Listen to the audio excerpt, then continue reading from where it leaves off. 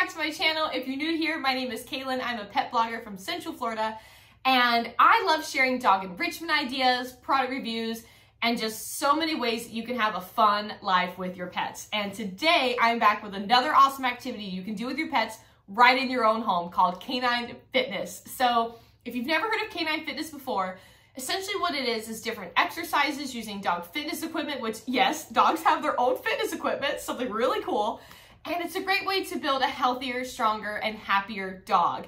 And so a couple months ago, I discovered canine fitness because I wanted to do something in her off season of agility, because here in Florida, it gets way too hot to train because we do everything outside. And so our trainer likes to take a break for the summer, we regroup in the fall, and I wanted to find something that would be really fun to do that would also keep her in shape. And I've always wanted to try the AKC Fit class, and so we've been doing it. We've been having an absolute blast because it's so cool to see what she's been learning and how like each class she learns something new and she adds on and things click, and it's been so much fun. And in that class, we use a brand called FitPaws, which is what I have behind me. And I've actually known about FitPaws for about like a little over 2 years, but until I took this class, you know, I didn't understand the extent to which you could use these pieces of equipment. Like one piece can do 1,000 exercises, which we're gonna get into a few today. So in this video, I'm gonna be sharing 3 beginner canine fitness exercises you can do using the FitPaws equipment behind me, which for this particular video, we're gonna be using the Canine Fit Bone. We're going to be using the balance ramp, as you can see. And then we're gonna be using this right here, which is the agility kit. So I'm gonna get into 3 different exercises that you can do, again, right in the comfort of your own home. They're beginner level. Diesel and Annie are gonna be showing different pieces of equipment, also different modifications, just so you can kind of see what all you can do. And we're gonna start with our very first exercise called front paw targeting. So with front paw targeting, I'm gonna be showing you how to do this with 2 different pieces of FitPaws fitness equipment. Diesel's going to be on one and Annie's gonna be on the other. So Diesel is going to be on the balance ramp. Now keep in mind, on FitPaws website, they have a few different pieces of equipment with the word balance in the name. They have a pad, discs, a few different things. This is the ramp. This is what Diesel's gonna be on. And the reason why I like this piece, and especially if you're starting out with front paw targeting, having something that's like almost a flat surface or something that's not too wobbly or anything like that, in my opinion, is a really great place to start because it doesn't seem so abnormal for your dog to walk on, and it's just an overall easy starting point. So with the balance pad, or balance ramp, I'm sorry, you get a few different things with it. You get this little tool right here, which essentially helps you to take out the plug to add or remove any air. You do have to get the pump separately. This is what it looks like, just so you know. But just to show you guys, it's really easy to use. You just put this right in around it, pull it out, and then you can add or remove any amount of air that you want, and then you simply put the plug right back inside, and you're ready to go to use your balance ramp.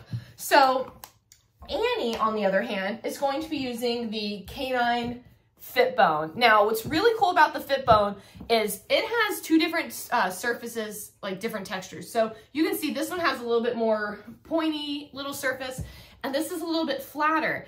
But either way, they both give a really great challenge for your dog. And this one comes with a handy travel bag, and it does come with the pump. Now, you'll notice this pump is different, has kind of a needle look, and that's because on this one, it actually has a small hole right there that you stick the needle into to add the amount of air that you want. And I do want to tell you guys, when you're doing this, the more air that you add provides a harder challenge for your dog. So you don't want to add so much air to start with because they're just getting used to it and they need to build up their strength before you do that. So now we're going to start with front paw targeting. I'm going to grab Weasel and some good treats because she's going to want them. And I'm going to show you how to start front paw targeting with the balance ramp. All right, so we're gonna get started with front paw targeting, and I've got my Weasel, good boy. I wanted to start with him because I wanted you guys to see that this really is great for all dogs of all sizes, including extra large doggos, and that oh, can I have your paw? Oh, thank you. He had to show off for his audience. How it's really great for dogs of all sizes, all types, and that it doesn't just have to be for dog athletes, you know, who do dog sports like agility, like Annie, or dock diving, you know, whatever dog sport you do. It's great for all dogs. And so what's really great about front paw targeting, it has so many different health benefits. Yes, there's a treat pouch. We'll get there in a second, buddy. Front paw targeting is really great for improving your core and limb strength, improved coordination, better joint health, and more. So this has so many benefits, and I wanted to start with Diesel on the balance ramp, and I want to show you guys how to get started. So what you do, grab your treats. If you have a treat pouch, I highly recommend it. I've had this one since Diesel was a puppy from all of his training, so, oh, stop it. So it lasts quite a while. But you're gonna take a treat, something they really love, and guide them onto the ramp. Good boy, he was a little excited there, so he kind of walked up onto it, and then tell them off, and then obviously immediately reward after every single time. Now I wanna show you some important steps. So Diesel on, Diesel paws up, paws up. There we go. Important things to note here. You want to have proper form. So see how his front paws are directly under his shoulders and how he has a nice neutral spine? Diesel off. That's extremely important. Now, you also only want to hold for a couple seconds at a time. Now, Diesel's been doing this for a little bit, so he's okay to hold it just a little longer for the demonstration. But when you're starting out, Diesel paws up. You want to only do for about 3 to 5 seconds, and then I usually just tell them off and immediately reward and just tell him how much of a good boy he was because he's so good. He's so good. And that's essentially how you do front paw targeting with the balance ramp. So now I'm going to get Annie and show you how to do it with the canine FitPaws. Now I'm back with my Annie Banani, who's my agility queen. And I want to show you guys how she does front paw targeting on the canine FitPaws because this is different than the balance ramp. So similar to what you did before, you're still using the treat to guide them. Nothing changes. The only thing that's different is the piece of equipment. Annie paws up. And as you start to do it more, Annie off, you can start adding that verbal command. Annie paws up. Off. You got way too excited. And see, even Annie gets super excited, where if you know her form isn't correct, like I showed you with Diesel, I don't let her continue. I regroup. Annie back up. Annie back. Good girl. Annie paws up. And we revisit. Much better. Good girl. Because at the end of the day, you want to make sure that form is correct. So Annie right now is holding, anything longer from 5 to 10 seconds because she's actually been doing this for longer. She's been building her strength. Again, still start with those 3 to 5 seconds, but as you start to do this more and your dog is becoming stronger, you can start to add on the time and make it a little bit longer, which is really exciting to do. So before we go on to the second exercise, there is something I want to talk about this piece of equipment and something to look for when exercising your dog. So with the canine FitPaws in particular, this can have a lot of inflation added to make it a really awesome exercise for your dog. I don't even have this inflated all the way that it can go. It can become really inflated. One of the ones in our class is actually really inflated that she works on. The more inflation, I think I mentioned this with the equipment introduction too, becomes a bigger challenge. It's kind of like when you're on a BOSU and it's more inflated, you have to use more core strength to balance. That's the same thing with this. So you never want to add too much air to start, but as your dog's getting stronger and they're doing this more often, you can start to add a little bit of inflation at a time. Don't go too overboard too fast, but that's something you can do to also add on and make it more challenging with just one piece of equipment. Now, another thing I really want you guys to think about when you're exercising your dog and things to look for is the signs of fatigue with your dogs. This is extremely important. There's 4 different signs of fatigue with your dog you need to look for. The first is leaving work. So if they're going to scratch and sniff or get some water, that means they're tired, they need a break. The second is improper form. So if Annie doesn't have that neutral back. Now, again, earlier she was just excited, so there's a difference there. But if you see they're just walking up and they're having trouble, they have a roached back, that's a sign that your dog's probably tired and you need to rest your dog. The third is excessive panting. So if you're in a very nice air-conditioned place and they're panting so hard, like they've been in the Sahara Desert without water for months, they need a break, rest your dog. And then last one is shaking, wobbling, or lack of balance. So if your dog's doing an exercise and they're really having trouble to stay in place, look like they're gonna fall down, you need to stop and rest your dog because there's 2 different things there that you need to evaluate. First, is the exercise too hard and they're not ready for it, or are they just tired? Either way, whatever the response is, either adjust the exercise and at all times rest your dog. But that one in particular is a good one to check with your trainer on. So now we're going to do the second dog fitness exercise. Annie's going to demonstrate this one using the Canine Fitness Agility Kit from FitPaws. So the second exercise we're going to be doing with the agility kit is the Cavaletti spin and flip. So if you've ever taught your dog to spin or the other direction to flip, this is essentially a level up from that because that trick itself already increases your dog's flexibility, and now we're gonna increase their hind end awareness. So what you're gonna do is grab one cone and one set of 3 here, that makes one pole, and essentially just put them together until you have your one pole ready to go.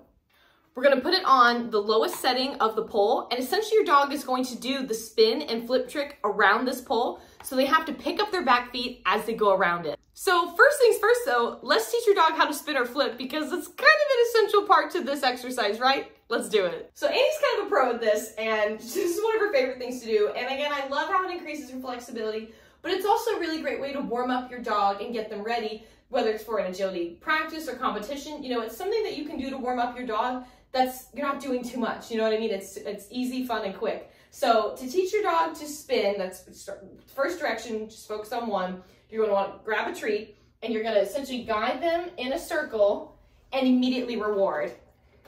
And you repeat this a few times. And once they're starting to get the hang of it, you can start to add a verbal command, Annie spin. You can also use a hand signal as well. Annie, Annie spin. I think she thought I dropped a treat. She was like, where is it? And as you start to get comfortable with that, your dog can also start adding in the other direction. Annie flip, good girl. Annie flip, good girl. And something to keep in mind with this too, most dogs, kind of like people, have a stronger or weaker side. So if you see that it's harder for your dog to go one direction or the other, just keep practicing. Know it might take a little bit more time to do the other side, but no matter what, focus on doing one side until they've got it. Annie spin and Annie flip. Good girl. All right, let's set up the exercise. All right, so I've got my cone and my pole. I'm gonna put it on the lowest setting here, put it right on the ground. And from here, I usually put Annie in a sit right next to it. Your dog can be in a stand or a sit, you know, whatever they're most comfortable with. I'll make sure you guys can see. And then I take my treat, and when you're first starting out with this, it's really good to guide them in the direction like fully that you're wanting them to start off with.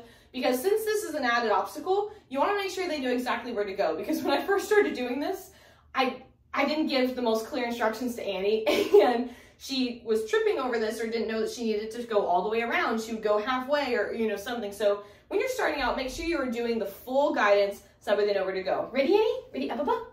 Ready? Annie spin. Annie spin. Good girl. And then immediately reward. See how she was picking her back feet up as she did this?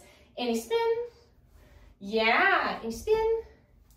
And good girl. And it's okay if they end up in different spots, like she's end up in front of me. You know, it's all for fun. And again, Annie, come, let's go over here. You can do both directions as they start to get stronger with that. Annie flip, Annie flip. And I'm gonna walk her all the way over. Annie sit, just because it's a little tight there, because if I do any further, you guys won't be able to see me. But that's essentially the spin and flip Cavaletti dog exercise. And now we're gonna get into a third one with the agility kit that Diesel and Annie are both gonna demonstrate at different levels. So for the third and final Can I Fitness exercise, we're gonna be using Diesel Weasel, all 6 cones from the agility kit, and all 3 poles as well. And you know, Diesel, I think I realized we didn't show him how to make a pole, did we? We didn't show him. We didn't show him. No, we didn't. So essentially to make a pole, each pole comes with 3 little poles that connect together. You get 2 end pieces and a middle, and you just plug and play until they're all connected. So essentially what we're gonna do is we're gonna be grabbing a set of cones and putting this on the lowest setting on each one and encouraging your dog to walk over. So I'm gonna adjust the camera so you guys can have a better view, and I'm gonna show you guys what we're gonna do. So the whole goal of this exercise is to build hind end awareness for your dog, but it also does many other awesome things for your dog too, like improving the range of motion in the knee, and, improving stride length, and just teaching your dog to pick up their feet. What's really cool too is, I don't know if anyone else who watches, you know, my videos right now does horseback riding, but you've probably seen it in horseback riding before where we use Cavalettis as, you know, fitness training equipment to encourage the horse to pick up their feet and stuff like that as well. This is kind of similar. That's what we're doing, is encouraging Diesel to pick up his feet. So what we're gonna do, I'm gonna walk over with him just because of space. You're encouraging your dog to walk over the pole, good boy, and immediately reward. Now, you're gonna wanna go in both directions. Ready, Diesel? Let's go. And you don't necessarily go boy. You don't have to walk over with them. I'm just doing that for space. But you also don't wanna be so far away from them that they leave and run into the cone. Standing on either outside of the cone, walking with them, or walking with them over it, either way works for you. So something else I want to mention that's really important is you want to start with just one cone and always start at the lowest setting, because you want to get your dog used to walking over just one before you add on to that, which is what we're going to do next. So I'm going to grab the second cone and show you guys how he walks through both. Okay, so I had to adjust the camera again so you guys can actually see both sets together. So it's doing the same exact thing. You're going to encourage your dog to walk over. Good boy. And again in the other direction. Good boy. Good job, Diesel. Now here's an important pro tip I want to share with you guys. So as you start to add on the second and don't steal the Trinos, little thief. The second, I'm going to turn this way. The second and third set, you want to make sure that the distance is accurate for the size of your dog. So the best rule of thumb is to measure from their shoulder all the way down to the floor, and that should be the amount of space that you're putting between your cones. Diesel. Or you can bulldoze it like Diesel does. What are you doing? Let's set these back up. Much better. So obviously I didn't measure these completely. I kind of just eyeballed it just based on knowing what I've done before, and you know, we've measured it before. I didn't measure it for this video, but that's super important, because if you see that your dog is maybe struggling to go over it accurately, then things could be too far apart or they could be too close together. Definitely something to keep in mind. So now we're going to add the third, show Diesel doing it at the lowest setting, and then I'm going to show you how Annie does it with an added challenge. All right, so now we have all three. Let's walk over it, Diesel. Good job. And I'm going to stay on this side so he has more room. Ready, Diesel? Let's walk over it. And good job! Good boy, Diesel! See how he's really picking up his feet as he goes over it? This is amazing for building hind-end awareness. So now I'm going to grab Annie, show you how you can level this up for your dog. Okay, so now if you want to add an added challenge for your dog, as they're able to go through the lowest setting with ease, you can now start to level up the height of the pole. So I have it set to the medium height, and this is really cool. You can really see Annie picking up her feet as we go over it. Ready? Annie, let's go.